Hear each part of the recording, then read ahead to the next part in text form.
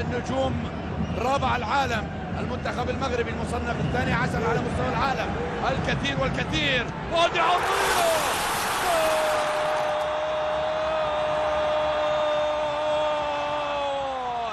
اسماعيل يا اسماعيل، اسماعيل سيباري يضع اسمه على لافتة التاريخ، على أول صفحات التاريخ، أول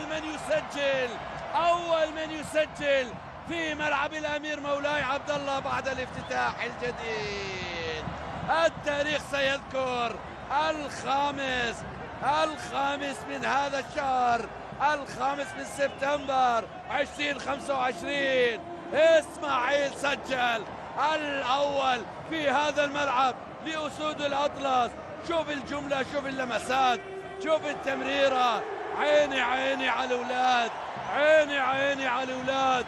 شوف يوسف، شوف يوسف، شوف بالعمري حطها بالدقة يا عيني. إيه لا إسماعيل سيباري ليزور مرمى النيجر للمرة الثانية كما فعل في المباراة الماضية. عاد مرة أخرى بطريقة مختلفة، لكن النتيجة واحدة. الهدف يسجل لأسود الأطلس. المغرب تتقدم بهدف يقربهم للمونديال. لاعبين لأن مباراة تأتي في بداية موسم،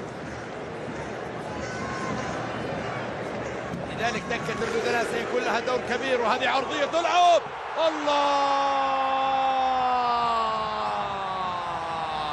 مزيان بالزاف، مزيان يا اسماعيل سيباري يسجل الثاني في ليلة تاريخية لإسماعيل.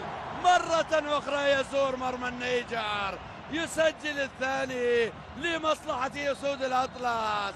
سعادة كبيرة في المدرجات وانتصار رائع وهدفين ولا أجمل لأسود الأطلس في شوط أول لم يقدموا فيه العرض الخيالي، لكن الأهداف كانت حاضرة.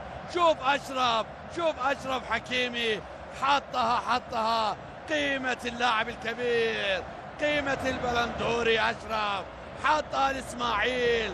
الأطراف خيالية، الأطراف تطير بأسود الأطلس.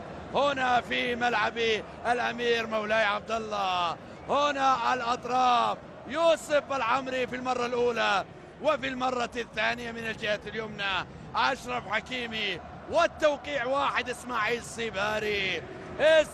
سيباري يسجل الثاني لمصلحة أسود الأطلس. عالم بكل تأكيد في القارة الأفريقية سيكون الضغط كبير على اللاعبين، لكن هذه محاولة جول. أيوب يا أيوب بعد طول انتظار وبعد صبر طويل، أيوب الكعبي يسجل. أيوب لم يستسلم، لم يظهر في الشوط الأول بالشكل المطلوب، لكن مع بداية الشوط الثاني يسجل بدون مشاكل.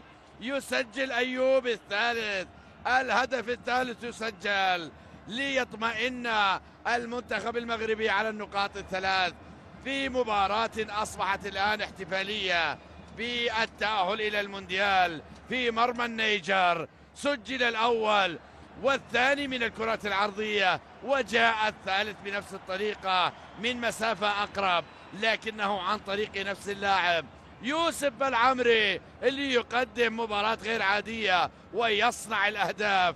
وهذا الثالث يأتي من أيوب بعد طول انتظار وبعد صبر أيوب لم ينفذ، لذلك تواجد في المكان المناسب وسجل من خلالها بلال الخنوس. ما زال أناحي أيضا موجود في دكة البدلاء. عرضية تلعب على القائم الثاني عالية ورأسية، والرابع بالرؤوس يا حمزة، بالرؤوس في أول لمسة. حمزة إكمان يكمل ما بدأه البقية، ما بدأه إسماعيل وأيوب يكمله حمزة إكمان ويسجل في هدف جاء بالرؤوس من نايف أكراد، وضعها على رأس زميله حمزة إكمان ليسجل من أول لمسة الرابع يأتي لمنتخب أسود الأطلس، لمنتخب المغرب. شوف الراسية، شوف وضعها، حطها أمام حمزة في الشباك. الرابع يأتي عن طريق البديل حمزة إكمان ليكمل ما بدأه إسماعيل وأيوب الكعبي ويسجل الهدف الرابع.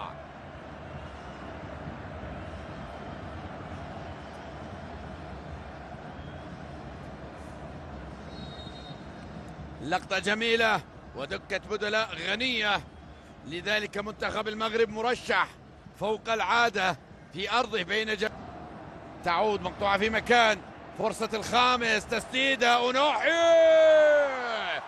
جول!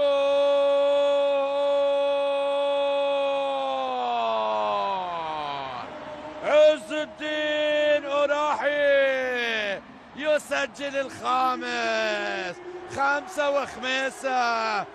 5 وخميسة على الأولاد، 5 وخميسة على أسود الأطلس.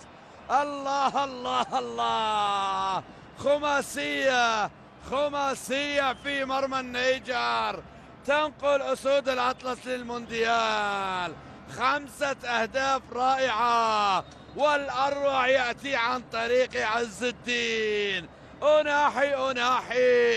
أناحي بعد أن دخل إلى ملعب المباراة من دكة البدلاء ليسجل هدفا رائعا بتسديده. اللاعب اللي لفت أنظار العالم في مونديال قطر يستمر في العطاء، ينتقل إلى جيرونا اللي يلعب في الليغا، اللاعب اللي أذهلت مهاراته. لويس إنريكي والبقية من أفضل المدربين على مستوى العالم كانوا يتحدثون بإعجاب كبير فيما يقدمه عز الدين أناحي.